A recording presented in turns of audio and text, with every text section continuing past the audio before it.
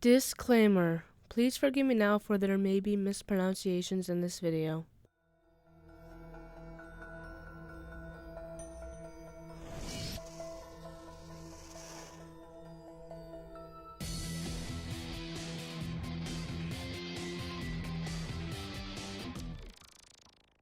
You can put a pin in any place in the world and find a haunting or urban legend, but I personally find Japan's urban legends and hauntings the scariest. So today we will be looking into the urban legend of the Inunaki village. Inu means dog, and Naki means lamenting and or crying. The meaning could be howling dog, which connects to a legend. There are a couple of variations of this legend, but it mostly goes like this. A man was hunting with his dog one day when his dog started barking. Afraid the dog would drive away prey and angry he wouldn't stop barking, he shot his dog. Little did he know the dog was barking in order to warn him about a predator. The predator is said to be a snake, black dragon, or something along those lines. Feeling awful about killing his dog, he became a monk. There's also a legend of a wolf that came upon a river or waterfall that was too deep for him to cross, so he howled in dismay. This urban legend is said to date back to the 1990s and is about a village in Fukuoka Prefecture in Kyushu. There is a handwritten sign near the entrance to the village that reads, "The Japanese Constitution is not in effect past here."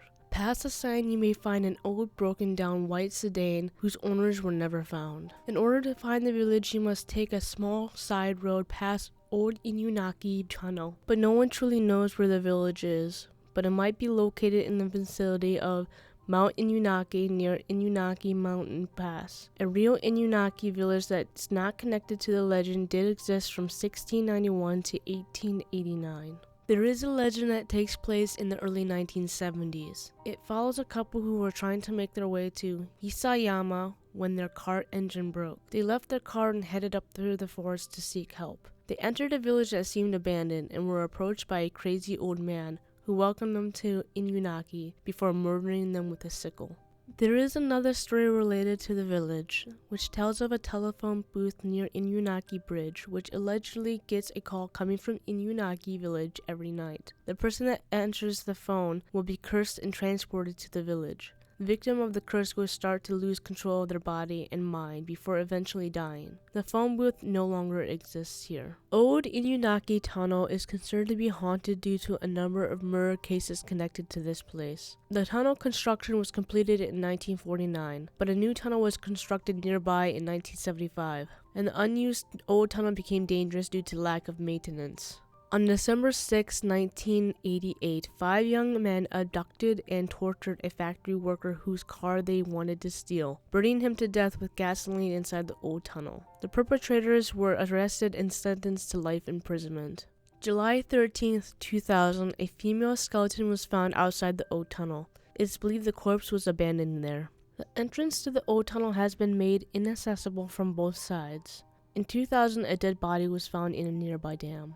There are other legends surrounding the tunnel, including that you can hear screams and children crying from within the tunnel at night. Sometimes the voices call and implore you to follow them into the tunnel. There are also testimonies about finger and handprints on windshields after passing through the tunnel. Other legends include that the Inunaki village came to be during the Edo period. Persecuted and mistreated peasants chose to live in exile and cut all bonds with society. It is also said that the village was ravaged by a disease and the authorities simply cut it off and prohibited anyone from entering or leaving the village, counting on everybody dying off in there before they could open it again.